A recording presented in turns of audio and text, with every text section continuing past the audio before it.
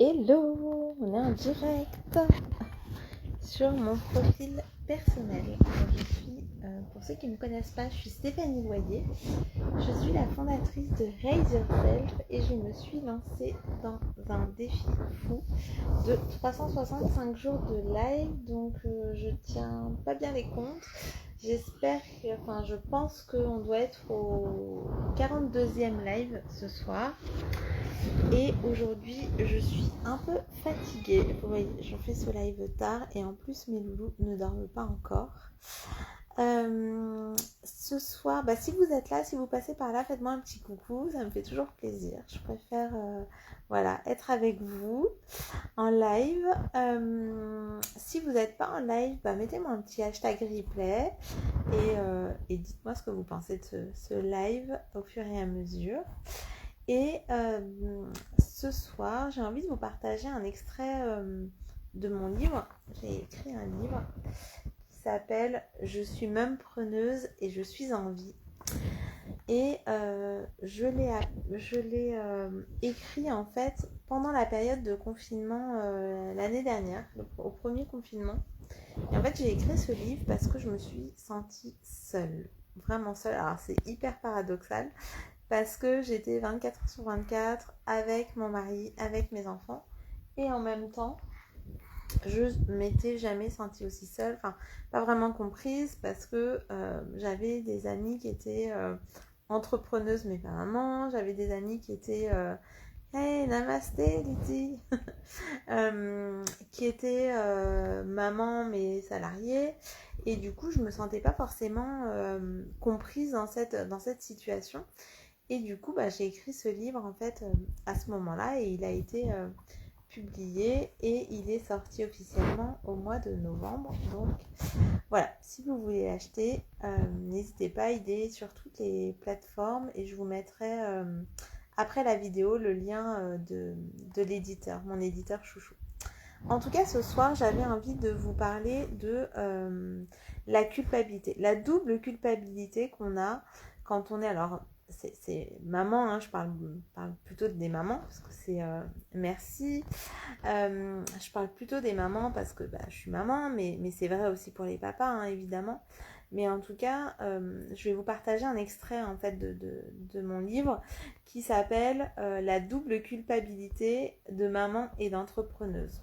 Donc encore une fois, ça marche pour les mamans qui travaillent, ça marche pour les papas aussi qui sont entrepreneurs et les papas qui travaillent. En tout cas, voilà ce que j'ai envie de vous partager ce soir.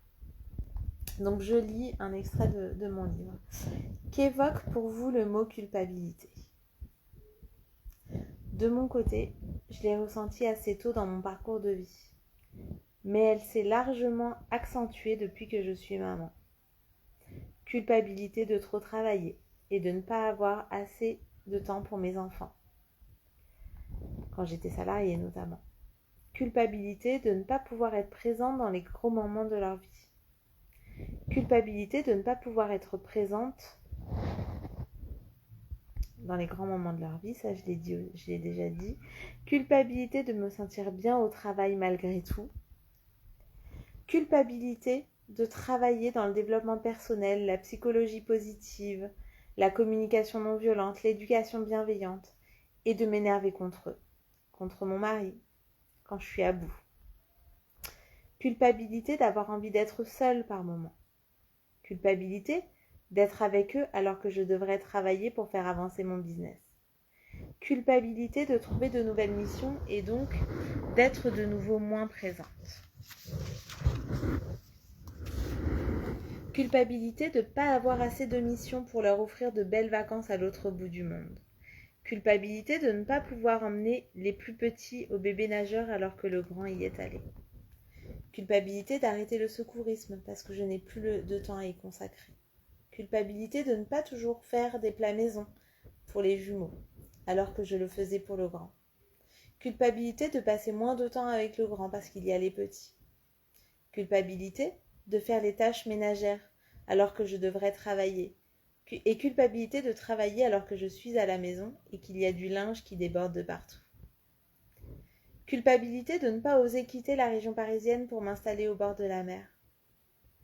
Culpabilité d'avoir envie de m'installer au bord de la mer, alors que les grands-parents sont en région parisienne. Culpabilité de m'occuper de moi, et culpabilité de ne pas assez m'occuper de moi. Culpabilité d'être trop sévère ou pas assez suivant les moments. Culpabilité de laisser mes enfants à la crèche avec de la fièvre. Et culpabilité de ne pas travailler quand ils sont malades. Je ne sais pas si vous êtes dans l'un ou plusieurs de ces cas-là, et j'imagine que vous en avez d'autres. Mais vous voyez comme ça nous pollue. J'envie les gens qui arrivent à ne culpabiliser de rien. Et si c'était aussi simple que de le décider? Et si c'était aussi simple que de le décider? De décider que la vie n'est pas un long fleuve tranquille.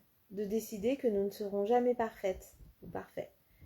Parce que la perfection n'est qu'une vue de l'ego, mais que ce n'est dans aucune réalité. De décider que nous faisons du mieux que nous pouvons avec les informations dont nous disposons à un instant T. De décider que seul le moment présent compte et que c'est pendant ce moment présent que tout se joue.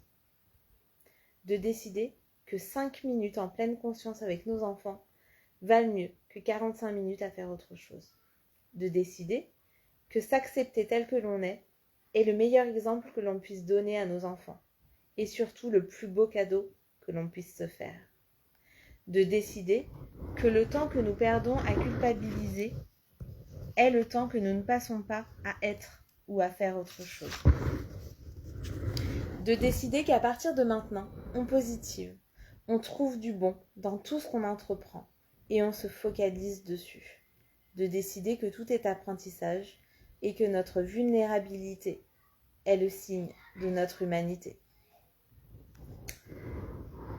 Voilà, je vous laisse avec ça. Je ne sais pas comment ça résonne en vous, mais j'ai eu l'élan en fait de vous partager ça ce soir.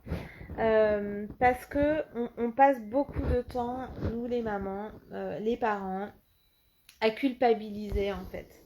Merci beaucoup Lizzie, ça me touche. Mais c'est vrai en fait, on passe beaucoup de temps à culpabiliser alors qu'en fait on fait de notre mieux. Non, on n'est pas parfait. Oui, on fait des erreurs.